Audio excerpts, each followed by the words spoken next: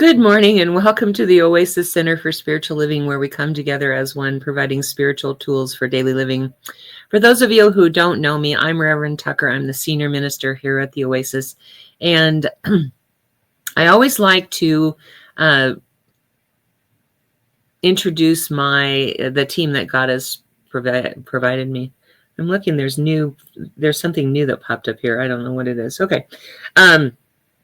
So Oz is ushering an event today, so he will not be with us, which makes me the practitioner of the day. But my faithful assistant, Faith, is here, as usual.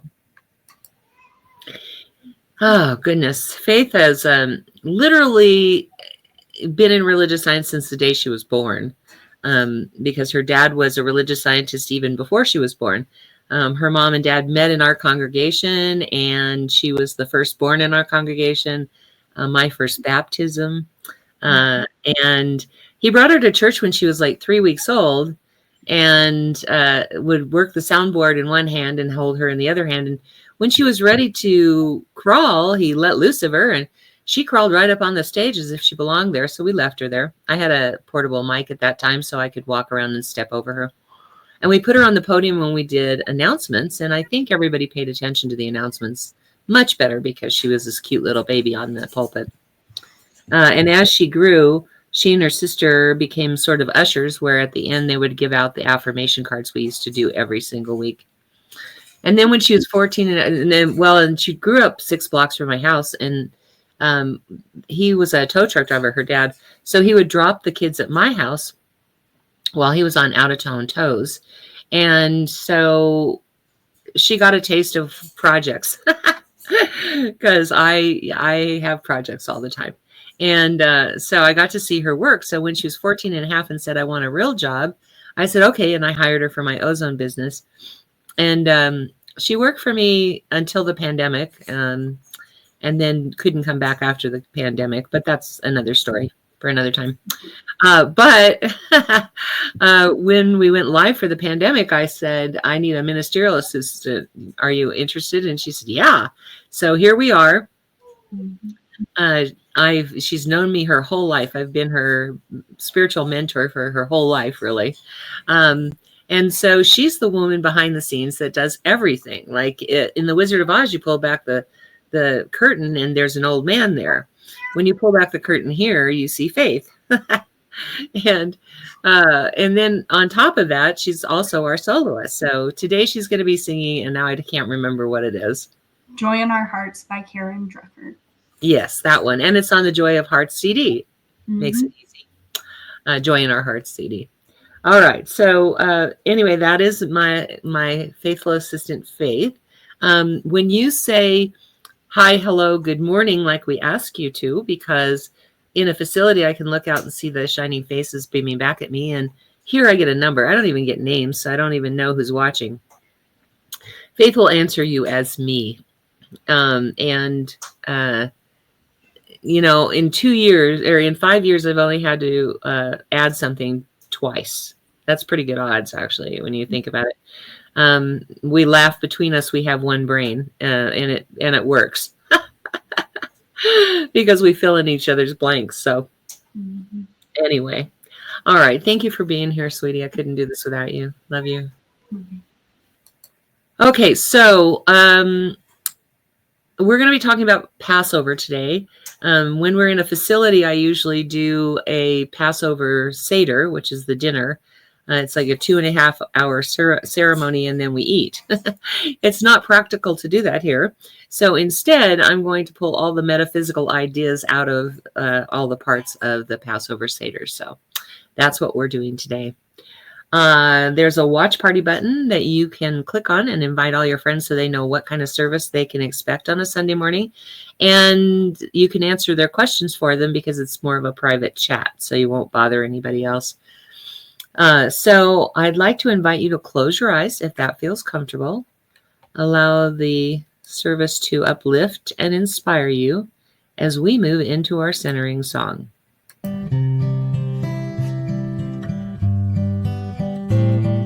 Surely the presence of God is in this place. I can feel the mighty power and the grace. I can feel the rush of angels' wings. I see glory on each face. Surely the presence of God is in this place.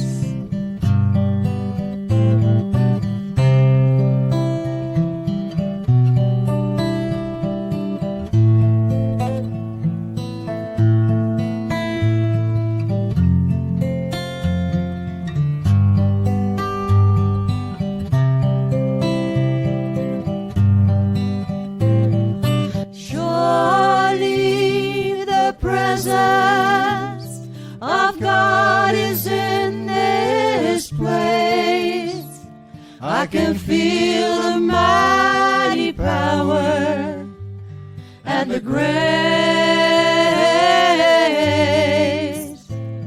I can feel the rush of angels' wings. I see glory on each face. Surely the presence of God is in this place. Surely the presence of God is in this place, for it is right here, right now, all around us, through us, and all around all of life. It is the one power, one presence, one life that we all celebrate, no matter what the name. It is that divine essence of life itself. And that's where I find myself, in the midst of it, my very essence, my very life, my very being. It is who and what I am, and everyone is included in that. Faith and Oz and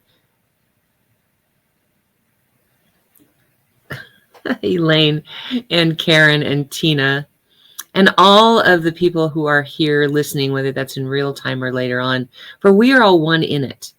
We are connected by it, through it, as it. And so I bless this service today, knowing that it uplifts and inspires each one of us, that we are touched in our hearts, in our minds, in a place where God flourishes. And so in this moment, I bless it. I call it good and very good. I give thanks for it as my heart fills with gratitude, and I just let it be. And so it is. Amen. All right. If you're just popping in, we ask that you say hi, hello, good morning, however you want to greet us. When we're in a facility, I can look out and see the shining faces beaming back at me.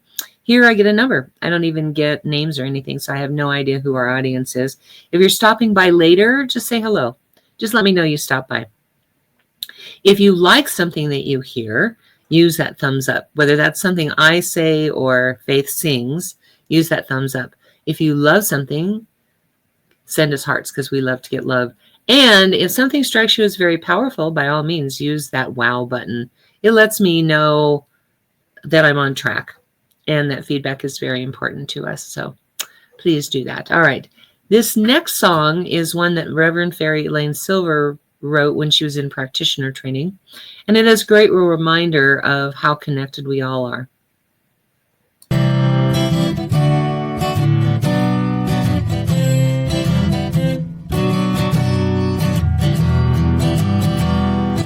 We are all one. We are all one. We are all one in it. I hear it and know it, my being.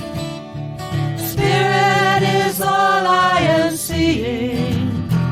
For God is all there is.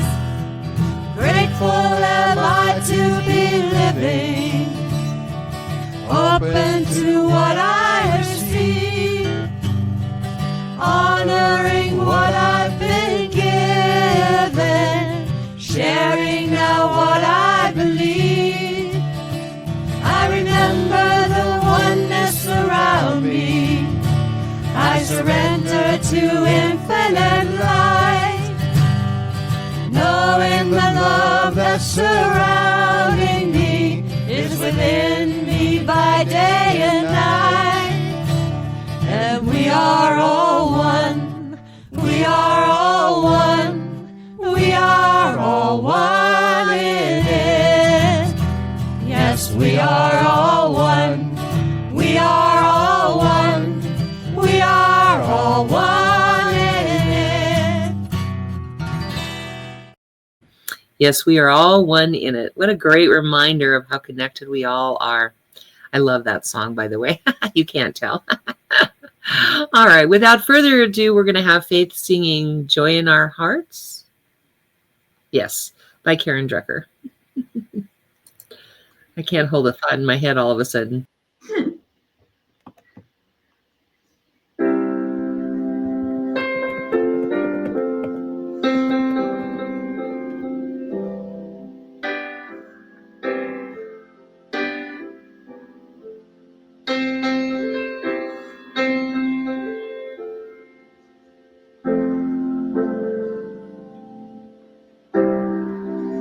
Peace for all seasons, love every moment, light shines wherever we are. Faith in the darkness, hope in the silence, joy, sweet joy in our hearts.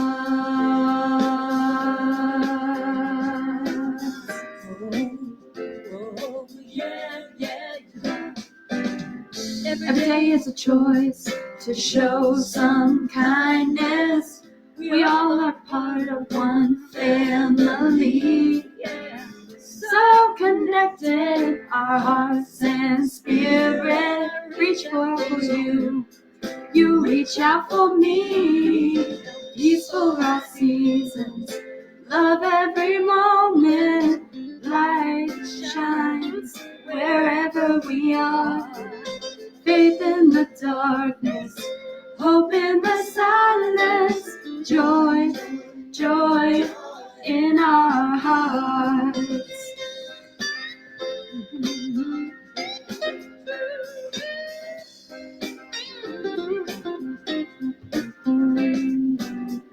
Now is the time to come together to count our blessings. We are grateful. We lift our voices in one chorus. My brothers, my sisters, let's celebrate. Peace for all seasons, love every moment. Light shines wherever we are. Faith in the darkness, hope in the silence, joy, joy in our hearts.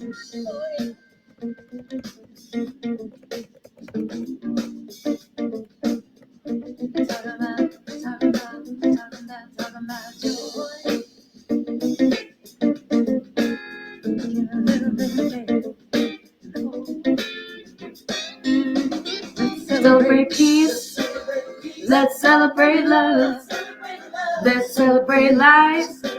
Shines, it shines, shines, shines. Let's celebrate faith, let's celebrate hope, let's celebrate joy, joy, joy in our hearts.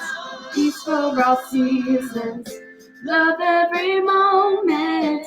Light shines wherever we are. Faith in the darkness, hope in the silence, joy, joy in our hearts. For all seasons, love every moment. Light shines wherever we are. Faith in the darkness, hope in the silence, joy, joy in our hearts. Joy, joy in our hearts. Oh, joy, joy, joy in our hearts.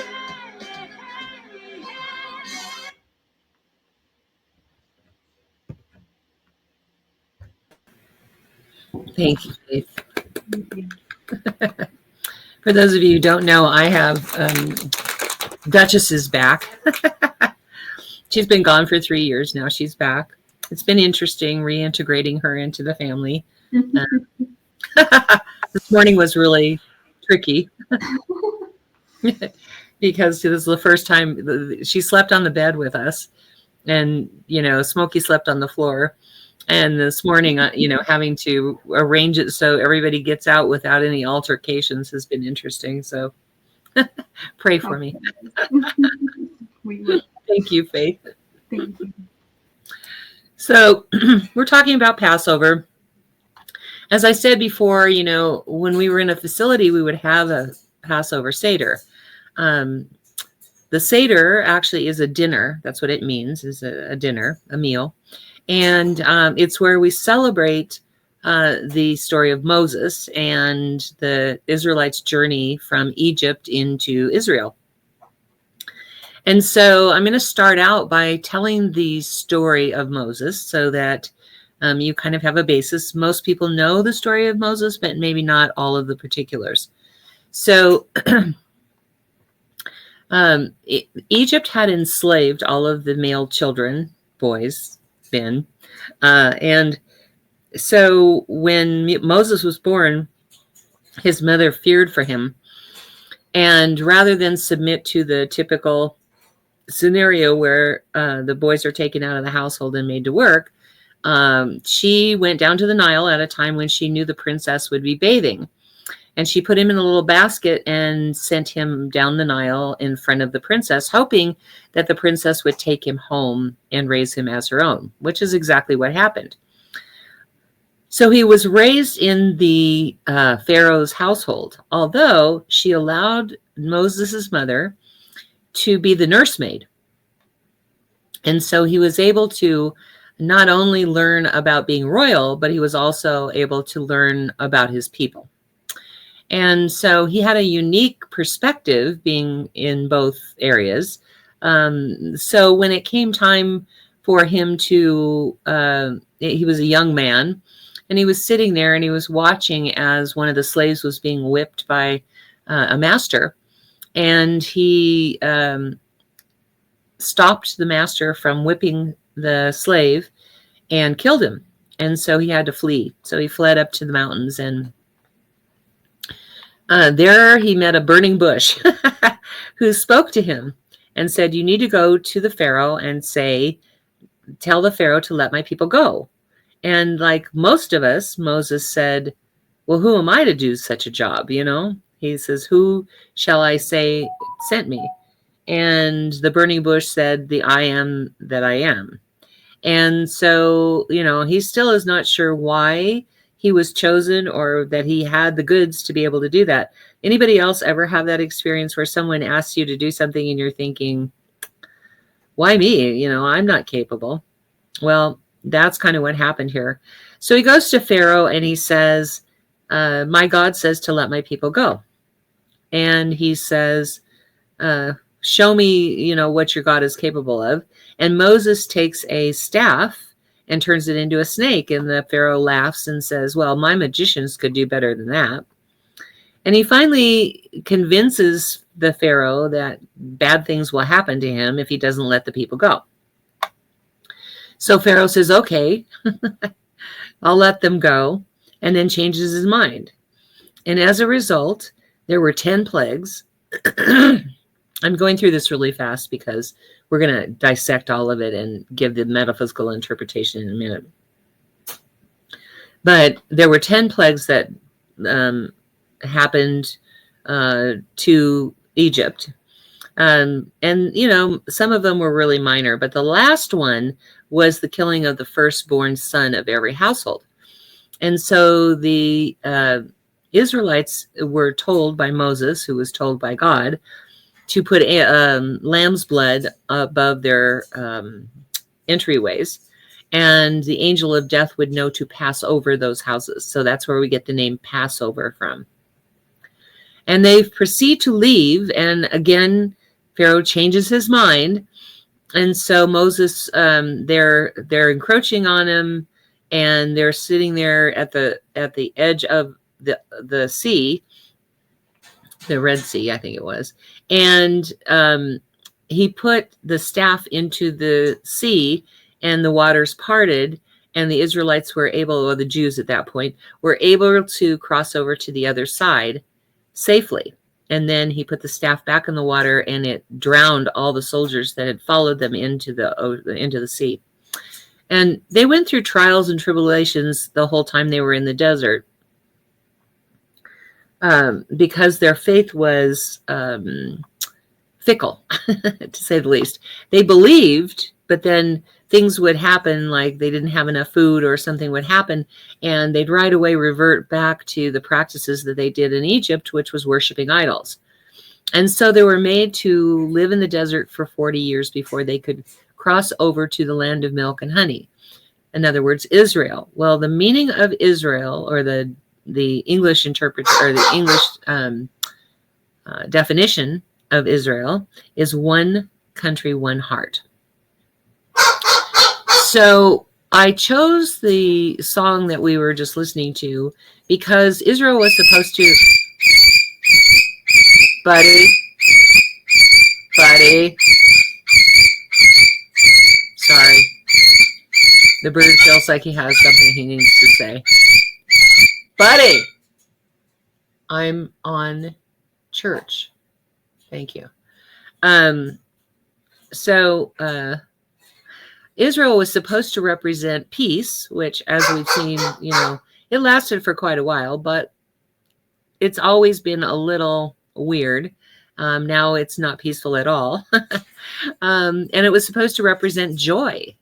And for the most part, I think the Israelites, the Jews, are very joyful people. So that came into fruition. I was watching somebody on TikTok the other day, or maybe it was Facebook, I can't remember. And they were talking about the reason that the Israelites had to stay in the desert for 40 years before they could enter into Israel. And it was because our consciousness had not reached the place where we could accept that peace and joy and love.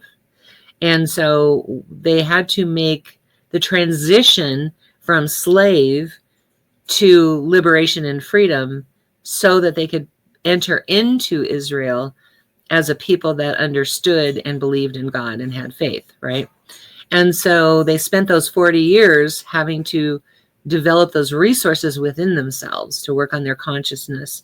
And, that's really our journey. I don't know how many of you have had the dark nights of the soul where we've had to step back and not do anything because we needed to move into that place where we would rest and refurbish our faith, right? And so I've had a couple of those lately in the last couple of years, the first of which was my sister. We used to talk about being twin souls, even though we were 13 years apart. We really feel like a twin soul. And we had a kind of a joke between us that, how twins are born, a minute or two apart. She had to cook for 13 more years, but she was my twin. And so she was one of the first people, I think she was the first actually, to sign our charter so that we could become an official church. And up until 2 years ago when she died, I had never, ever done a church service without her. So that was a real coming of age for me, to be able to develop the resources within myself to continue doing what I'm doing. And then, of course, my husband of 43 years died last year. And so I've kind of had to do the same thing. I pulled within and worked on myself this whole year. And now I'm in that process of coming into Israel, where I can celebrate joy and peace and love again, right? So the Bible is all about us. It's a living document. It's not about some words that somebody wrote down and we just read them. It is actually our lives. And most of the practice is about going through all of the stories and realizing how they interact with our lives, how they instruct our lives, so to speak, right? And so when I talk about metaphysical Passover, what I'm talking about is the metaphysical meaning behind all of these things, because it's our own journey going from slavery to freedom, right? To the land of milk and honey, the promised land, so to speak. Okay. So what we're going to do is I have this, let me just pull these up here real quick. I have this thing that I call it's Passover Decoded is what it's actually called. And I'm going to show that here in a minute as we talk about the various aspects of what things mean. Let me see here. I have to get to the... okay, now I have to get to that. This is why we have Faith in the background do most of this stuff, because it's hard for me to do this and talk at the same time. So let me pull this out, then I can present and share screen. Here we go. And now I need to get the notes up. Okay, there we go. So I hope you can read all of this. This is called Passover Decoded, and it is helping us realize what all of these things mean. So, for instance, I need to put my glasses on. Just can't read it quite as well as I could before. Okay. By the way, I used to have all these notes on my own, and then when I was in Florida, I emptied a bottle of water on my computer by accident and lost all of my notes from Metaphysical Passover. So I found this little Passover Decoded, which works pretty well. So we start out with Pharaoh being the evil inclination. And so I'm not saying, I don't believe in evil as an entity. Let's put it that way. Because I believe God is all there is. If there were two powers that were of equal strength and power, they would cancel each other out. And I know that evil doesn't win, because when I look around, there's beauty everywhere that I look. So I know that God is what's present. But we have to acknowledge that when we're talking about characters in the Bible being our lives, we have to acknowledge that the Pharaoh represents the evil in our lives. Not as an entity, not as something that can't be overcome, but as something that we are slaves to until we actually understand our actual nature. And then Moses is the desire. Let's see if I can see it. To get rid of hatred, basically. Moses is the leader within us that shows us the right way, so to speak. There's no right or wrong, but it's like, what is the way that we can overcome what we've been slaves to and reach the land of milk and honey, where we have freedom and love and joy and peace. And so we do this by working on ourselves, working on our limiting beliefs. Israel is, oh gosh, I can't do this without stepping into it. Okay, Chica, you're going to have to get down. Duchess, leave it. Leave it. She's so excited. Okay. And now I can't get up. Hey! Smokey, stop. Israel is people who were awarded the title nation after pledging to unite as one man with one heart.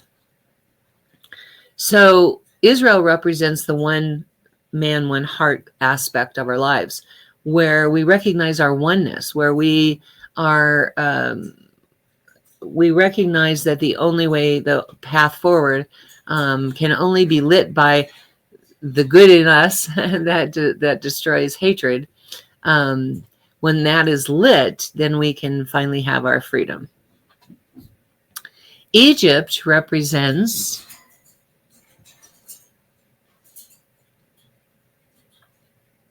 a mind state of unfounded hatred. And I agree with that. I think that all of that, everything that's going on in the world right now is all about that unfounded hatred.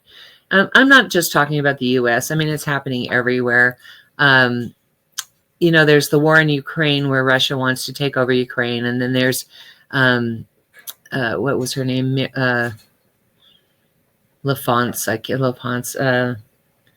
LaPonce, I think her name was, who wanted to get rid of, oh my gosh, I don't know why my brain's not working.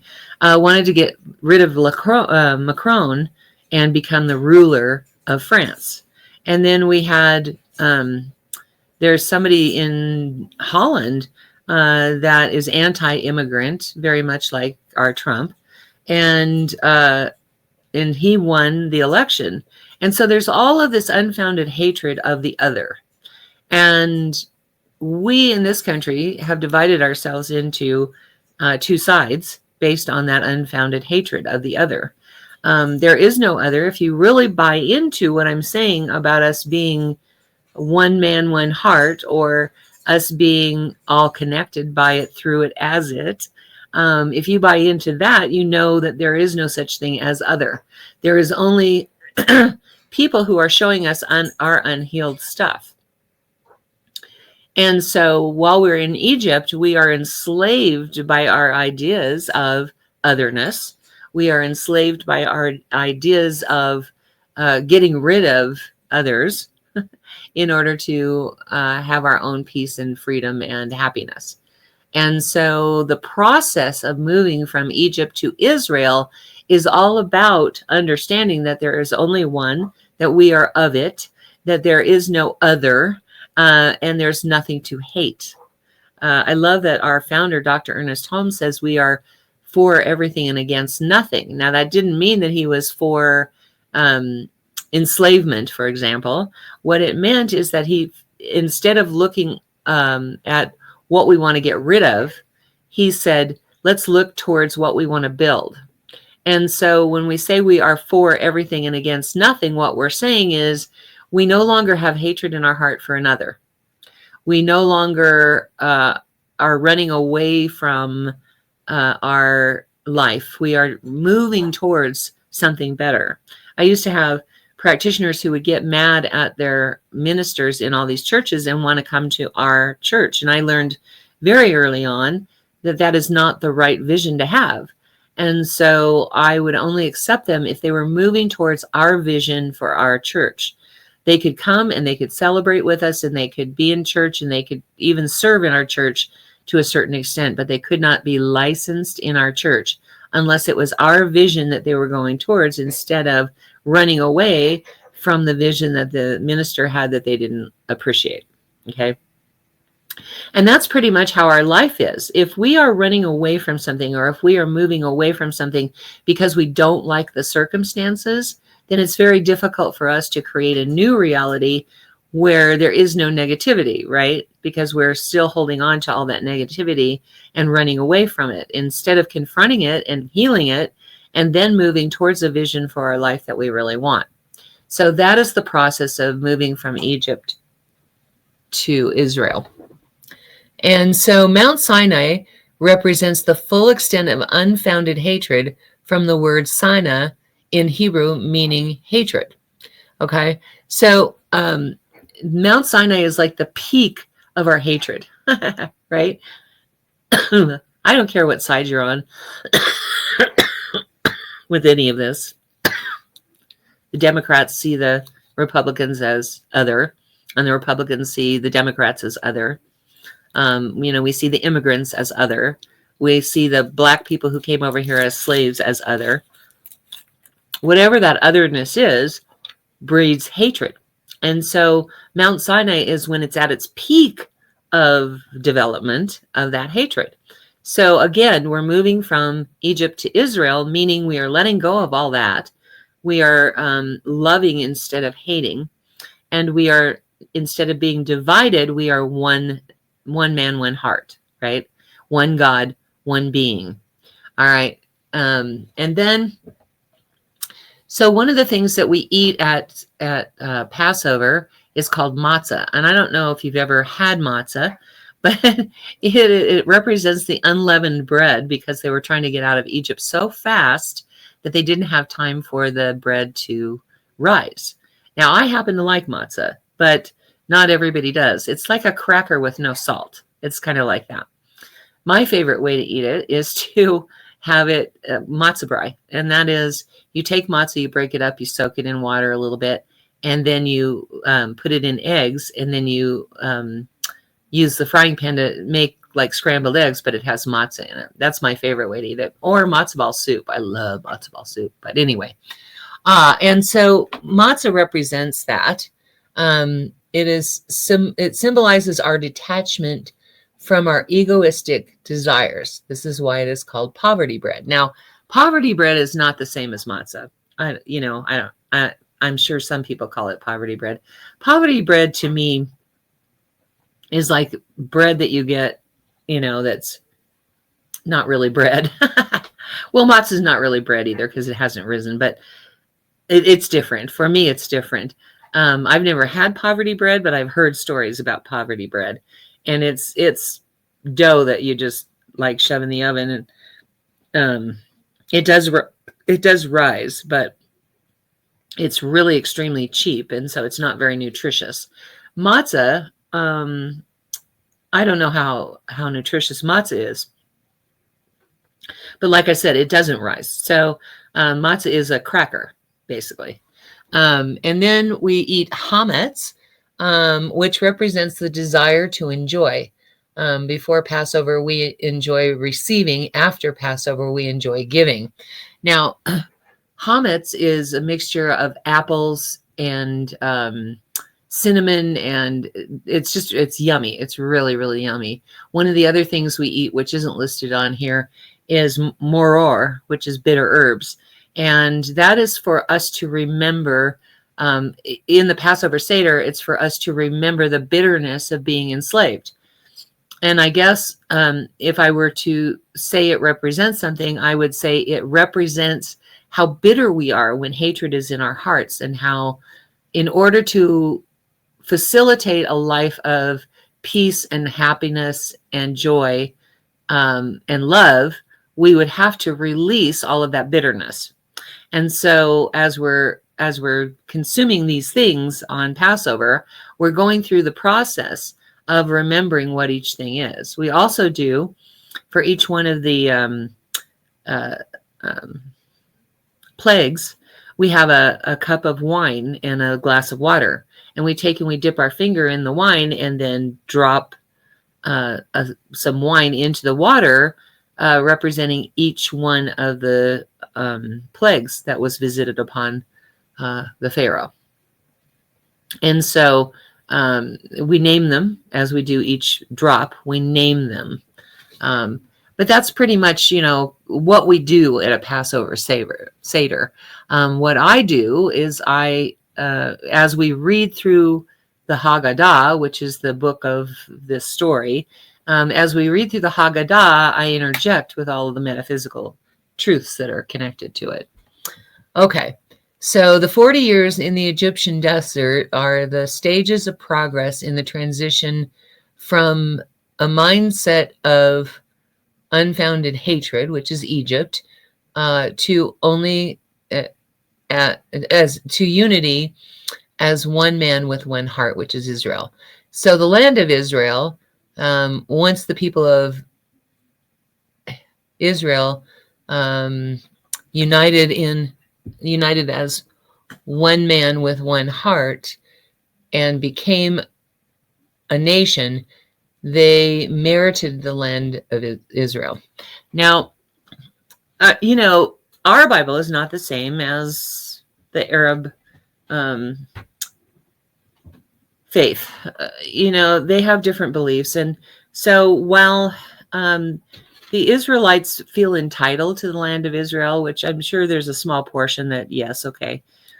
But what we do in Israel right now is we are trying to take over the entire thing and leave no room for anyone else. I don't think that was what God intended.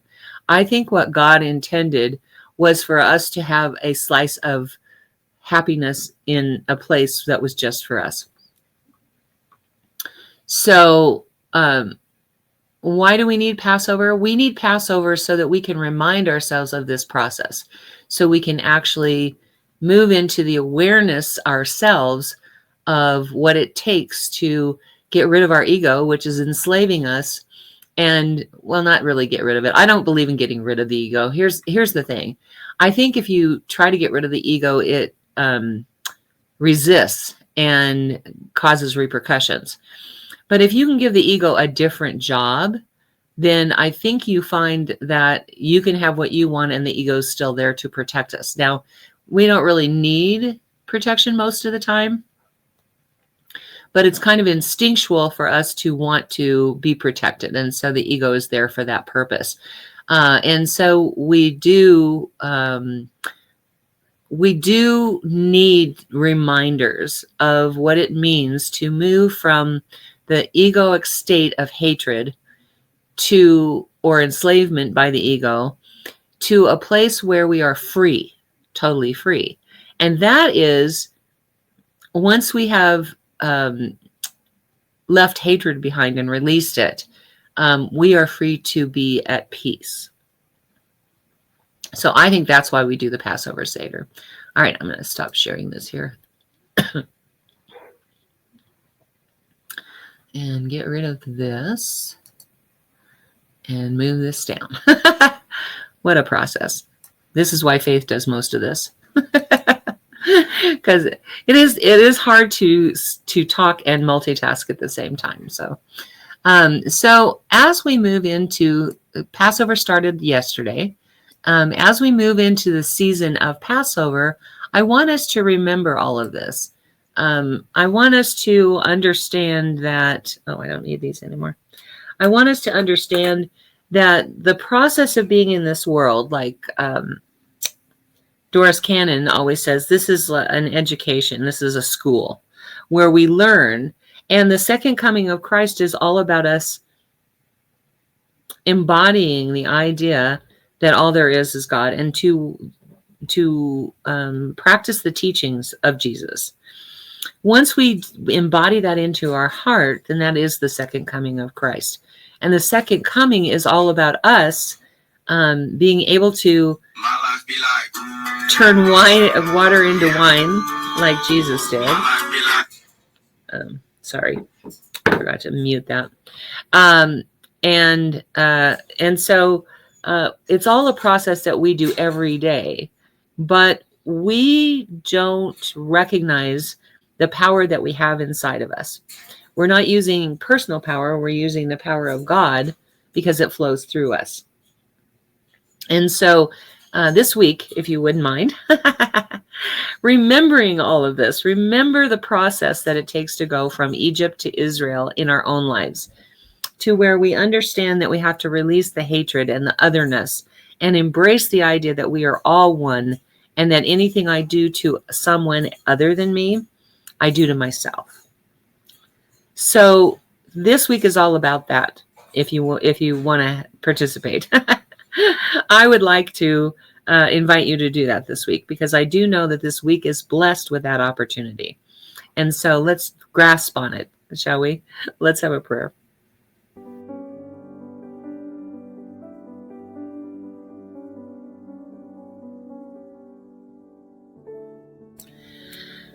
So right now, I just move my awareness to the infinite power, the infinite presence, the infinite life of God, to that place beyond human understanding just how magnificent God is, to that place that has a hard time comprehending the amount of love that is there for us in God's presence. Because there is one power, one presence, one life, one love, and that is God. I know that same truth is so for me, because I do know that I am an agent of God in this world, that God flows through me easily and effortlessly, and that's where I find myself, in the midst of God, my very actions, my very thoughts, my very deeds, because it's who and what I am. And every one of the team that God has provided me is there with me, here with me, all around me. Because I know that this is so for Faith and for Oz and for Tina and for Karen and for Elaine, for we are all one in it. We are connected by it, through it, as it. And every thought, every action, every deed is guided and led by that ancient wisdom of the ages that is God flowing through all of life. Everything in this world, every person, every thing. So I know that to be so for everyone who is viewing this, whether that be today or later on. For we are one in it. And every action, every thought, every deed is guided and led by that same ancient wisdom of the ages that is God flowing through us equally.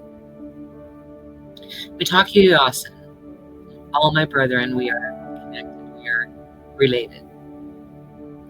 So I bless this week. I know that opportunities pop up for us to practice the idea of moving from that hatred to a place of love, from moving to that otherness to recognizing the oneness of all life, to record our personal journey in our subjective mind with a repurposing the ego to serve us instead of enslaving us. And as we do so, we reach the land of milk and honey. So I bless this week with all of that. Our ability to tap in and know what's so. Our ability to let go of all of the things that don't serve us any longer to where we are served. The utmost magnificent things, experiences of life. I know the same truth to be so for every person in the ministry of prayer, because I do know that they experience this blessing. Whatever they're experiencing right now, God comes through as an agent for a better life.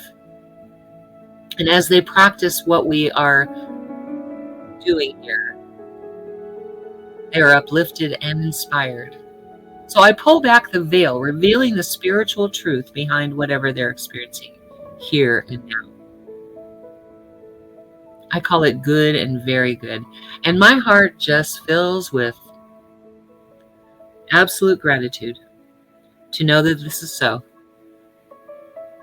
to let it be, to be of service in this way. And so I just let it. So it is. Amen.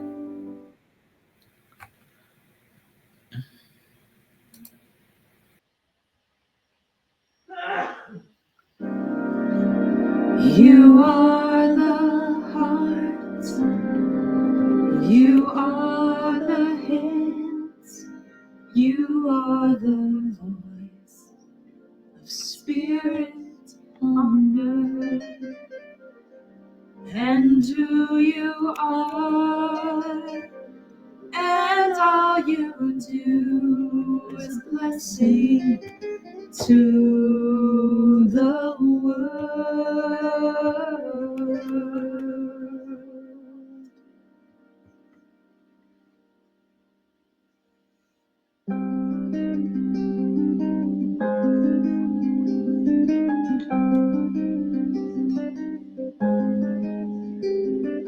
You are the heart, you are the hands, you are the voice of spirit on earth, and who you are, and all you do is a blessing to the world.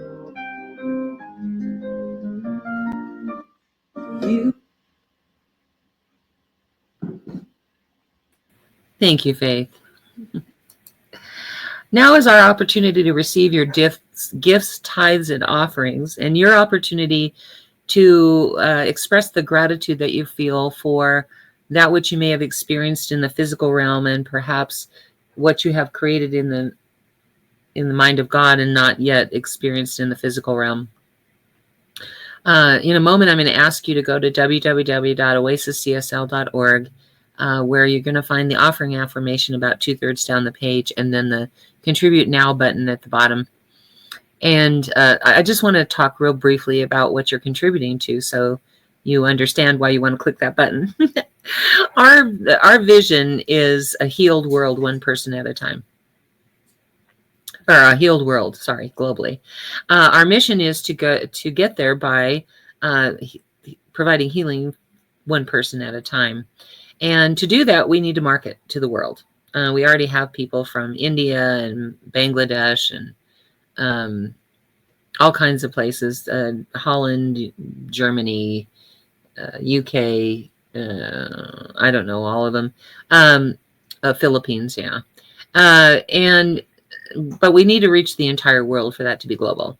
So it takes money to market that, as well as we pay for the services of my assistant Faith. So please help us reach our vision through our mission.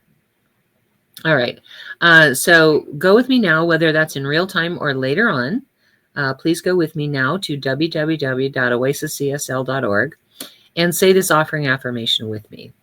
This perfect gift is spirit informed, circulating and blessing all it touches. Freely I give and joyously I receive. And so it is. All right. Click on that Contribute Now button and help us get to our vision through our mission. All right. We have this wonderful team of licensed practitioners from coast to coast who perform different services for the church. The first one is that they will pray every day on prayer requests that we receive. They'll pray on those every day for a week. And so if you would like some prayer for something, put it in the comment section.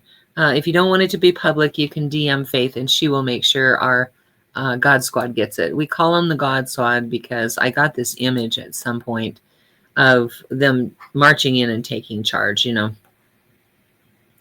And so we call them the God Squad. And I don't know what's going on with my computer right now. And so take advantage of this loving service they provide by putting either your request for prayer in the comment section or DMing Faith. All right, they will pray every day on those for a week. The second way they serve our church is by providing spiritual guidance by appointment for a fee. And so if you would like that, it's typically Oz. I guess it's me today. Reach out by messenger to let me know that you would like prayer for something. And spiritual guidance, I mean. I don't get involved in how practitioners do their payment structure. I don't even know what Oz uses because it's none of my business. They run their own business. And so with me, it'll probably be PayPal. But anyway, reach out by messenger. Let us know that you would like a session for spiritual guidance. And we'll tell you how to pay for it. And then we will reach out to you at the appointed time by video chat after it's paid for. All right. And the third way that practitioners serve our church, which is also me today, is by being practitioner of the day. Meaning that I did the invocation, I'll be doing the benediction, and I'll be available after the service for a 1-minute miracle. It's not a time for counseling, but it is a time where you can share with me what you're experiencing, and I will stop, drop, and pray with you right then and there. Then we have, let's see here. We have a wonderful practitioner consciousness in our church, so I hope you do take advantage of that. All right. Brooks and Bailey is a couple of ladies who make jewelry. They don't make just mala beads, but I like to focus on the mala beads because they serve a purpose. They also have bracelets and earrings and all kinds of stuff, but I love their bracelets because they gifted me one 5 years ago, and it has a little circle that a bar goes through, so it never slips off. Well, I shouldn't say never. It slipped off twice in 5 years. That's really pretty good for me because I lose things pretty quickly off my wrist. So, but I do like to focus on the mala beads. All of the proceeds go to Rocky Mountain Lab Rescue, which is a very worthy cause. And you can reach them by Brooks and Bailey 0307 at Gmail or on their Facebook page. I do try to make sure that if they have an event where they're going to have a booth, that I share that. But they're mala beads. This one is amethyst. And so what I suggest is the Buddhists and Hindus use this to do their chants. They move one bead at a time and do the chant each time. And there's 108 beads on the mala bead necklace and 54 on the bracelets. And so you would use those twice a day for your affirmations, as I suggest you doing 100 times a day for your affirmations. This one is amethyst, so it's $60, but they have all kinds of gemstones from $30 and up. I think the bracelets are somewhere between $15 and $25. Don't quote me. I'm not sure, but I think that's what they do. All right. And then it's interesting. All of the organizations that we post our videos on are now making us get rid of them. So we used to have them on the website, but they were pointed to YouTube. And now they've erased everything but the last year of our YouTube videos. So I'm not sure how to proceed at this point. I have downloaded them onto my hard drive, as many as I can. I was thinking it was only Facebook, but it turned out to be YouTube as well. So I'm going to have to figure out a different way for us to provide those on the website so that you can do that. But in the meantime, for the last year anyway, you can get our sermons, our video sermons on YouTube and the audio sermons on SoundCloud under S. Tucker. The audio ones are from years prior, but that video is just a year. And I get these notifications from Facebook that they're deleting last month. So I think on Facebook, you're only going to be able to see them for a month. I don't know. We'll figure it out eventually. I just am not certain what's going on, but it seems like everybody's trying to free up space or something. And so they're getting rid of all your videos, business videos anyway. I don't know if it's personal videos, but just a heads up, it might be personal videos as well. And so let's see. I think that's pretty much it, isn't it? Am I forgetting something? We need to talk about Elaine and Karen. We need to what? Did we go over Elaine Silver and Karen Drucker? No, you are correct. Thank you very much. We like to support those who support us. And Reverend Fairy Elaine Silver was the first one to ask us to do her music. I don't think I even introduced her earlier. And her website, for some reason, she can't update the website. So go there, see what CD you want, reach out to her by email, and let her know you want to purchase that CD.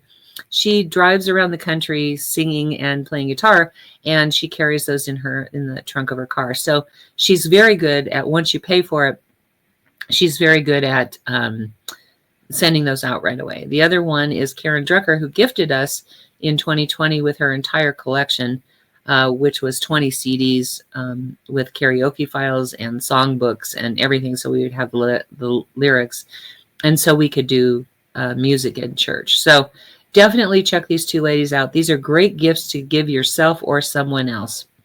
And so with that, I'm just going to move into prayer.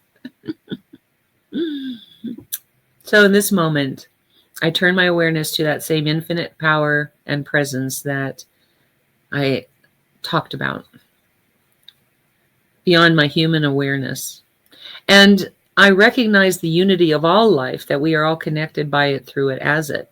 But I give thanks most necessarily for the blessings that we have had today, for uplifting and inspiring, for all of the attention and love that was here present.